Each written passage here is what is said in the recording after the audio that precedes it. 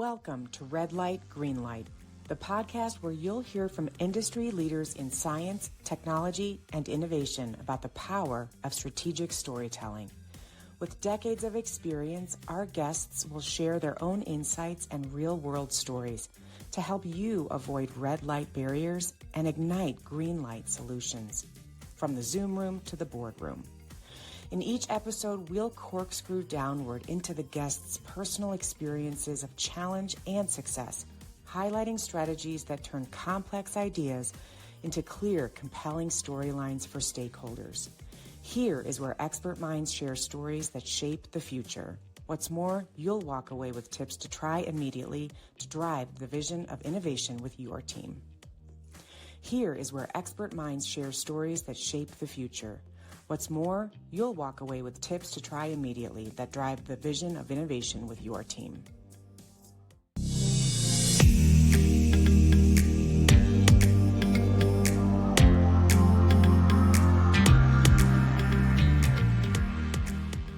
Hi, everybody. Welcome to the next episode of Red Light, Green Light. I am your host, Cindy Skalicky, and we have brought you yet another amazing guest to share some wisdom from many years in the field of academia and innovation labs at the university level. I'd like to introduce you to Missy Jenkins. Missy, welcome to the show. Thank you. Glad to be here. It's so great to see you, and I want to tell everybody a little bit about you and your role and where you are. Everybody, Missy is the Assistant Vice President for Research at Texas Tech University, and I remember my first conversation with Missy. I met Missy through Werner Kerr, who used to be at the Colorado School of Mines, which is one of the university centers that we've assisted in the past. But Werner's fantastic, and he's recently moved down to the Texas Tech University pool of people, and he's fantastic. And I met Missy on our intro call, and I was blown away by so much that I just didn't know about TTU and about your innovation programming and about your role. So Missy, why don't you share with us first maybe a couple of stepping stones personally about how you arrived at TTU, and then after that we'll get into what you're working on now. So where were you born? Where'd you come from, and what got you to TTU? Well, so I like to tell people I'm a Florida girl who lived in Tennessee for a while and found my home in Texas. Okay, love it. What part of Florida are you from? Remind me. Central, this little town called DeLand. It's between Daytona and Orlando. Nice. I have a daughter. We have a daughter in Gainesville right now at UF. So nice. Learning more about the Florida geography every Go day. Gators. That's right. Okay, go ahead. So from Florida to Tennessee to Texas. Yes. And so I had been working in research development for a couple of years at the University of Tennessee, Knoxville. Okay. My mentor in the professional development organization that I was a part of at the time reached out to me to tell me that she had a position open. She'd love for me to interview. Mm-hmm. I flew out on a weekend in November of 2019. We moved here in 2020 and never looked back. Oh, wow. So you interviewed right as the pandemic was hitting and then moved during the pandemic. And so I'm sure the first chapter of your time at TTU was pretty interesting and isolating, I'm guessing. A little bit, yeah. Yes. Okay. So you've been there 5 years at TTU. When you got there, tell us about the research arm as it was and what's happened since you've been part of it. Yeah, sure. So it is a very exciting time at Texas Tech. I have seen a lot of growth in the research enterprise, both what the faculty are doing as well as what our office is doing. And we're one of 4 institutions who has received the Texas University Fund, which is additional money that is really focused on expanding research at Texas Tech, all with a goal to get the university to be an AAU institution. Which AAU stands for? American Accredited? What is the, I'm trying to remember. Hold, please. We are looking it up. Searching. searching. Association of American Universities. There you go. Sorry. Okay, no, that's good. And that must grant you some freedoms and some, what does that do when you become It's part of it's it? prestige more Okay. than anything. Okay. AAU is kind of the club of the in schools, Okay. and we want to be one of the cool Yeah. kids. We want to We want we to want be to one of sit the at the cool cool kids on kids the table. block. Right. We never do completely squelch our desires to be popular, do we? Um, I love that. One of the thoughts I'm having right now is around maybe helping our audience understand. Because I mean, when I was before I really understood a lot about innovation, I wouldn't really understand kind of what the role is of the university in the long game of innovation, right? But in my time, and you can take this and add fill in the blanks for me, but for new listeners or first time listeners getting ready to understand more about innovation, these amazing institutions that we have nationally, they really are the birthplace of so much innovation. They're like the mustard seeds that are spread around the entire country. And so when I go in and work with leaders at places like Texas Tech, or government labs are also a place where a ton of incredible innovation is happening. We've got all these incredibly talented researchers, scientists, and they're working in the labs on problem solving. And they're trying to fix things that are broken in their lanes and in their worlds and in their industries. So they are the beginning seeds of innovation, and they take those research ideas and they try to commercialize them so they can become the products you and I use today. And that can be a very long road for certain types of innovation, like med tech or anything that needs FDA approval or needs to be done, clinical trials. It can be a very long road for certain types of innovation.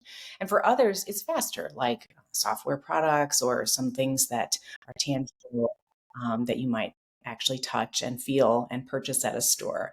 But these are places of innovation, and they need money to run. And they get money from grants and investors. Missy, take it from there. Did I kind of do a fair job there? And what would you add as far as what else you stand for and do?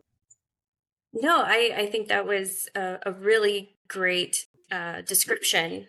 And yes, I think um, institutions like Texas are a. So sorry. It's okay. You're good.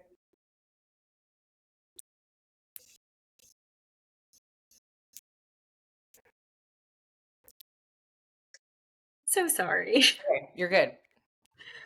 Um, where were we? We were, Yes, yeah, we were talking about the institution and how they are the beginnings of innovation and where yes, you yes. come in. Yeah. And so uh, working from home is always interesting. Takes me back to Sounds good. 2020. Yes. Flashback. I was talking with a coworker earlier who was saying she has PTSD because we were sent home in 2020, Oh right yeah. around this time. Students went home for spring Oh break and yes, then yes. didn't come back. And That's true. with That's true. everything going on our campus right now, it's like, are Yes. we going to get to go back? I don't know. Right. But yes, we do have a lot of researchers who are very eager to get back on campus, and institutions are those places where young, fresh minds come. And, Hmm. and I'm not necessarily referring just to students, but also Hmm. our junior faculty. Hmm. They have this opportunity to really take an idea that they've had, something they've been interested in and that they're passionate about, and we give them the tools and the resources and the manpower to make those dreams come to life. So Hmm. it is really exciting. And with some of the extra funding that we have at Texas Tech, we're able to seed more projects like that. Right. So it really is, I love that description of the seedling and how it grows and Hmm. becomes something really great. And that's how we solve the world's problems. I Right. mean, Right. there, the campus community is really, it's a, it's like a small city within a city, right? Yeah. It's like a And microcosm. Hmm. yes, a Hmm. microcosm, exactly. And we are able to do things in a way that we affect change throughout the world. So Hmm. it's really neat to watch the impact of that's one of the reasons I love research. I never thought I would be in this role and that Yeah, I would be excited about research, but watching those little ideas, yeah, really come to life and yeah. bloom and blossom. It's amazing. It's my favorite part of the job, It's so actually. cool. Well, that was perfect segue into my next question, which was how did you decide or determine that this was a lane you wanted to explore more deeply as a career path? Was there an instance or a person who kind of helped you see the future of what it could look like if you stayed in this area and kept going?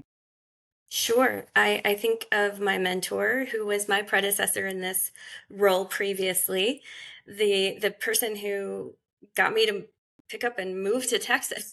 Yeah, yeah. Who was that? He, Would you tip your hat her, to that person? yes, Kay Tendall. She is currently the vice president for research at Abilene Christian University. Okay. But I think just her excitement and knowledge in this Mm-hmm. arena, she's not I never felt intimidated by her. Hmm. There have been Hmm. others in my career path that I felt intimidated by, or that maybe didn't give me the space to do the Hmm. work that I was passionate about. Hmm. Whereas Kay did that for me. Yes, She that's brought so me in. I was allowed to have ideas. I was allowed to bring ideas to the table, and that was new for me. mhm. So it. She is probably the person who has kept me in this career the longest. I love that. Does she know this? Does she have this effect on you? She will now. Yes. Well, I was going to say a lot of times this question prompts guests to go find those people and tell them how they impact them. And I think that's such a beautiful loop that we can create just through the podcast and helping people think through, who else has shaped them. And I always tell clients, we think of people who have shaped us and always remember that someone out there is being shaped by you right now and your behavior and your leadership. And what you just shared is something all leaders listening want to keep in mind, which is to let your people come to you and let them play. Let them put the Legos that they have in their bags on the table and build some small things that everyone on the team can evaluate so that it's a collaborative effort and we get all the creativity that we can on the table as we create great solutions for serious problems in the world. If you Exactly. listening and watching, go back and listen to Bill Stainton. He is the um, he won like 29 Emmys, and he's also the connect the dots guy, and he's always talking about how to pull different colored dots from our connections to others to create new ideas that otherwise wouldn't have been thought of. So that's a great story, Missy. I love that. Let's turn into the next part of the podcast and talk a little bit about lights. And I'd love for you to take us into a couple of scenarios that are coming up in your mind where you've watched founders or researchers, either write grants or pitch for funding, and we want to look for red light moments and then green light moments. And so, red light moments might be themes you've observed in others that are not helping them get their audience of stakeholders to that green light of go. What kinds of things do these people come in needing to learn how to improve with their pitch messaging, whether that's written or verbal? Sure, that is a great question. And the red light moments are something I see pretty often, unfortunately, Mm-hmm. because we work with these brilliant minds, right, who may be a little bit different, or maybe they think differently because they see the world differently. Yeah. And they get so in the weeds and so siloed in their technical Mm-hmm. scientific Mm-hmm. research Mm-hmm. that they forget how to humanize it. Yes. So That's so perfect. we see this, but I see this both in presentations. Faculty often have to do research symposia or what have Yes. you, and they're up there presenting, and their slide is full of jargon. Yes. And it's the same with their grant proposals Yeah, often. We I see know. that it becomes so technical and it's their baby, right? I That's know. their I get research. it. Yeah. And it's hard for them to pull back from some of that jargon to really sell their idea. They Yes. forget that they're salesmen when Yes. they're writing grant proposals. They usually don't like knowing that that's what they are, but they are. It really is. And I try to tell faculty when you're writing your grant proposal, it's very different from academic writing. You're not putting Mhm. in your methodology and your research. I mean, Yeah. you are, but Right. you have to frame it in such a way Yes. that it grabs the reader's attention, pulls Mhm. them in, and makes them want to give you money. Yes, it has to hook them. It has to do all the things our model talks about. And Missy, you're hitting on such, I love what you just said a minute ago about humanizing the science. And if I could nerd out for a hot second here, that's a Yes. phrase. I learned this phrase in academia when I was at the University of Georgia and I studied scientific communications and I studied this theme called Priestley and the Bardic voice. Okay, so the Priestley voice is that high scientific mind that you work with, right? And that I help distill and whatnot. The Bardic voice is you and me, the common man. Okay. And these are terms that these are rhetorical technique terms that, it's all summed up in this one phrase, which is the directive to all of you scientists and technologists out there. How are you going to humanize your science whilst scientizing your humans? So, how do we do both? How do we humanize your science or technology? And how do we scientize the humans? In other words, teach them through your pitch or your writing and your grant so that we're both coming together a little bit better and we're balancing these voices. They're called, some really smart rhetorician came up with the term societal voices. So we have societal voices and they're either bardic or Priestley. And we want to kind of like combine these and balance them so that everybody's winning. You're bringing your message down a notch, and the people listening or reading are learning because they're smart people. They just don't want all the jargon. Right. Exactly. Well, that's a great that's very on point. Pardon the pun, but tell us a little bit about the green light moments when you've seen someone who's really either taken the advice you've given or has started at a higher place. What are they doing well? What are some of the green light things that you put your eyeballs on right away and just know that's going to work? So one example that comes to mind right away is when Texas Tech, we had a professor applying to the National Science Foundation for an Engineering Research Center, a very prestigious award. Okay. Her science was spot on. Her ideas were very well placed for the most Mhm. part in her proposal. So she was invited to do a reverse site visit. This Nice. was all virtual. Yes. Um, Nice. and so That's like the we did. next step. Is that right, Missy? Like if you Yes, get yes. your, okay, yeah, you get your, you do the written part, you look good on paper, then they do the reverse site visit, and then maybe you get awarded. Is that kind of how the process? That's correct. That's Okay. correct. Okay. And so we set up a green room or green Mhm. screen for Mhm. this professor. We had dress rehearsals. Nice. She took the advice. Good.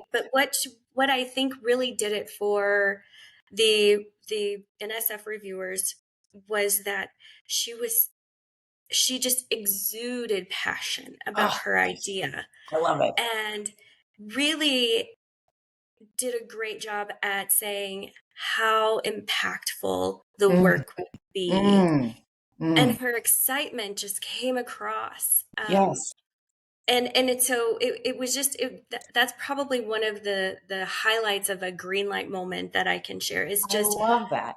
Yes. sharing the passion, the excitement, because if you stand in front of someone and you're just drolling on about an idea and it's monotone and it's blah, blah, blah, that's not exciting. And no one wants to give you money to do Right. that kind of work. That's Right. boring. Right. They're looking harder and harder at the real reasons why they should give you. They're having to dig, and we don't want that.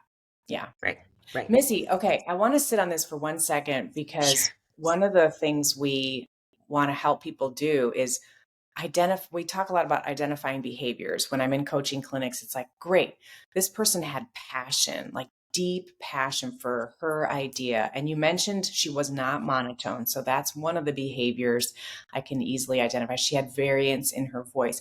Can you pinpoint, can you go a level deeper by saying, like, so let's say you're sitting there, you're watching her, Missy, like with your eyes and ears, what was she putting into action as behaviors or things that she did or said? Like, what are some things you can put your finger on that our listeners could try if they were to go out and exude passion? What does that look like? Like, what does it sound like? Hmm. Obviously, the variation in the voice, like I Yeah. mentioned, she stood to do her Okay. presentations. Perfect. She had excellent posture. Okay. She Yes. smiled a Yes. lot. Perfect. These were Yes. all kinds of things that she was doing. She's also Hispanic, so she was talking with her hands a Yes. lot. Good. My favorite Nonverbals for tip the win. myself. So yeah, it was just really good body language. Her posture, like I said, was really Yes. good, and she's a shorter individual, Okay. but she Didn't stands matter. tall and Yes. owned the room. Yes. She owned the room. That's exactly what I was looking for, Missy. And I think for our listeners and viewers, those are, pick everybody listening and watching, pick a couple of those behaviors and try them out. Because as you can see from what Missy is sharing, people notice these things and they matter. They matter. They matter. They so matter. I will go a step further and assume a couple of things that I bet are true for this person who did this. Number one, I'd be willing to bet that her pace of the presentation itself was nice and um, slow. It wasn't too fast and rapid, not too slow, but it had, points where she was really hitting on certain themes with gusto. And then she knew kind of where to pull and push that accordion of pacing when it comes to presenting your idea. So I bet the pace was also spot on. And I know if she shined, as you say she did, that she put in the time to learn the message, to rehearse it, and to obtain real mastery of her ideas in the way her audience needed to hear it, not the way she wanted to tell all the gobbledygook of the details of her science. So that is a great example of someone who's balanced beautifully that Bardic and Priestley voice and that science, non-science information so that it really sticks the landing with the audience. And did she get it? I hope she She got it. did. Okay. She did. Good.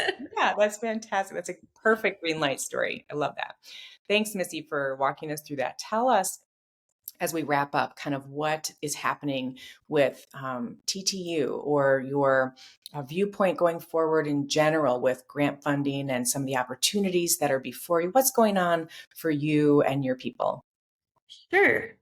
We are, like many other institutions, learning every day how to navigate the new federal landscape. Mm-hmm. Yep. Administration has We had some interesting loopholes not loopholes, but barriers, and we've got a new obstacle course. Yes, Yeah. yes. So we're working to help faculty understand how to pivot some of their research ideas to better Okay. fit these new priorities. Okay. And beyond that, we're just working to be very supportive of the faculty, encouraging Mm-hmm. them. They are still applying for grants. Mm-hmm. That is ever changing.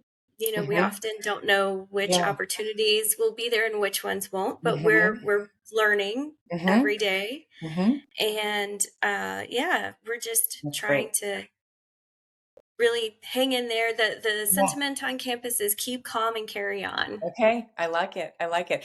Missy, when you and I talked offline last time, I remember you sharing a snippet about kind of what your hopes and the collective hopes of the leadership at TTU are in the coming like 5 years. And like, what do you hope that TTU is on its way toward in the next 5 years as a research institution? Because it's a big school. How many students, undergrad and grad? Roughly 40,000 students total. That's undergraduate and Okay. graduate students. Okay. Yeah. Um, But like I mentioned earlier, we are trying to be an AAU Right. institution, Okay. which is very Yep. prestigious. That's probably 10 to 15 years down the road. Okay. So in the next 5 years, we're looking Yeah. at adding faculty positions, Hmm. strengthening our areas of research with additional expertise that we're bringing in. Hmm.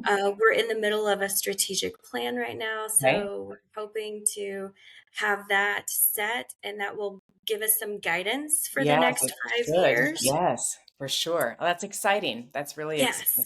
Yes, yes, very Um, exciting.